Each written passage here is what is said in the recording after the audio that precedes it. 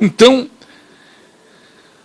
digo, todos somos contra a corrupção. Tem alguém aqui que é a favor da corrupção? Ninguém é a favor de corrupção nenhuma e de crime nenhum. Só que tem um detalhe. Sempre que teve pessoas na face da terra reunidas, sempre existiram criminosos e crimes e atos que a sociedade repudia. E vai sempre existir. Então nós temos que ter um sistema para tratar disto e observar este sistema. Nós temos um código de processo a seguir e nenhum juiz está autorizado a descumprir a lei processual penal ou a Constituição Federal. Bom, vamos falar um pouco da Lava Jato, porque não tem como não falar. Primeiro, porque eu sou de Curitiba. Segundo, porque é o que está todo dia nos jornais. Eu disse numa palestra que fiz na UAB de Minas Gerais, até numa promoção da Abracrim MG, vocês vão ter a oportunidade de se conhecer no evento. Nós temos o Brasil todo representado por pessoas não tão acolhedoras como você, não tão queridas assim, mas quase, né? Procuramos caprichar e escolher 27 Scheiners. Não sei se eu consigo, mas aqui nós conseguimos. E lá, na UAB de Minas, eu disse o seguinte: esta operação, este processo da Lava Jato não é operação nem processo. É também um processo. Na realidade, não é um processo. É uma revolução Lava Jato. Eu digo por conceito. Se você tem em objetivo alguma coisa nobre, no caso combater a corrupção, e passa por cima de algumas normas processuais para atingir este objetivo, isto não se chama processo, se chama revolução da Lava Jato. Agora um ministro falou isto recentemente, mas eu já tinha dito isso há 2 meses nesse evento da UAB de Minas Gerais. Por que revolução? Porque passamos ali por cima de uma série de coisas, principalmente competência, por lugar da infração, por tempo da infração, por modo, enfim.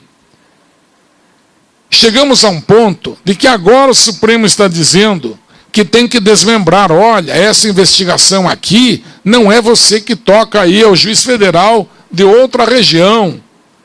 Olha, você não pode investigar deputado federal porque a competência é do Supremo.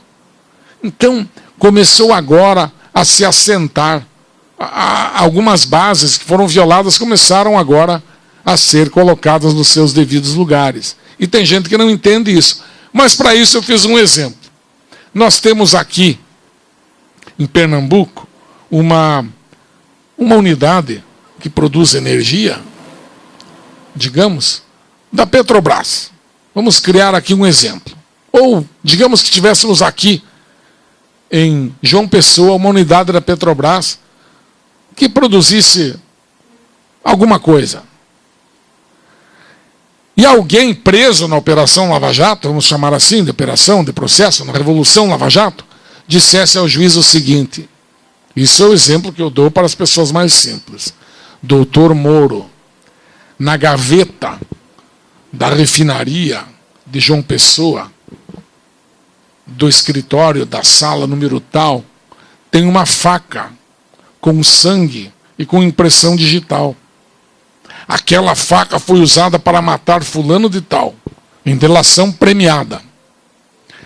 E vai se descobrir que realmente fulano morreu e que a autoria é desconhecida e o delator está fazendo aquela delação.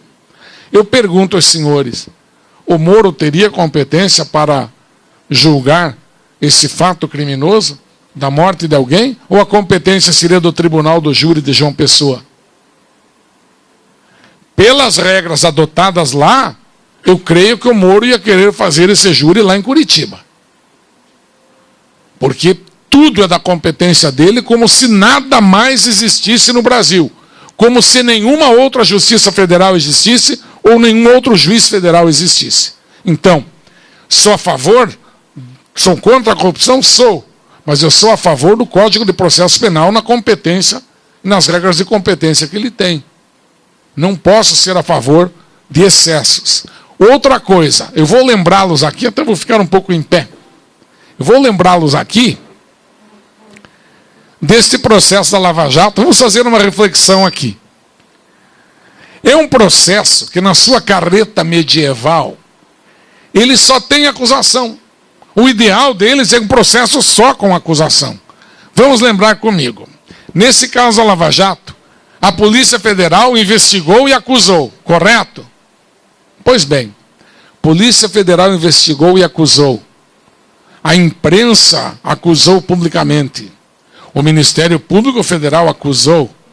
O juiz acusou. O acusado foi levado diante do juiz para se autoacusar e acusar terceiros. Cadê a defesa? Então o ideal deles é criar um processo sem defesa.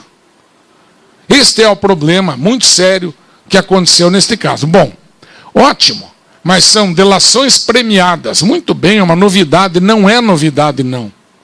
A primeira delação premiada, quem fez? Que nós lembramos aqui. Judas fez uma delação, entregou Cristo e ganhou aquele saquinho de dinheiro com 30 moedas, me parece. É uma delação que ele fez. Aqui no Brasil nós temos a delação de Tiradentes, por Joaquim Silvério dos Reis. Mas ótimo, muito bem, vamos trabalhar com isso. Não, é um problema que nós temos que tratar com muito cuidado. Indago os senhores são advogados de um delator, premiado ou não. Os senhores entram na sala de audiência com ele e sentam aonde com ele? Vamos fazer um cálculo aqui? Sentam junto com os outros advogados de defesa? Os senhores teriam coragem de sentar na bancada da defesa ao lado de um réu delator? Ou de um colaborador premiado ou extorquido? Não poderiam sentar ao lado da defesa. Os senhores sentariam ao lado do Ministério Público? Não, porque o Ministério Público continua acusando, ele não é um assistente de acusação, o código não permite que o corréu no processo seja alçado à condição de assistente. Sentariam do lado do juiz?